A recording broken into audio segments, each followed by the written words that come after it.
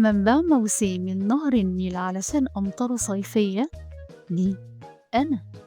موجودة في شرق القارة، تمتاز بخصوبة التربة، دي أنا.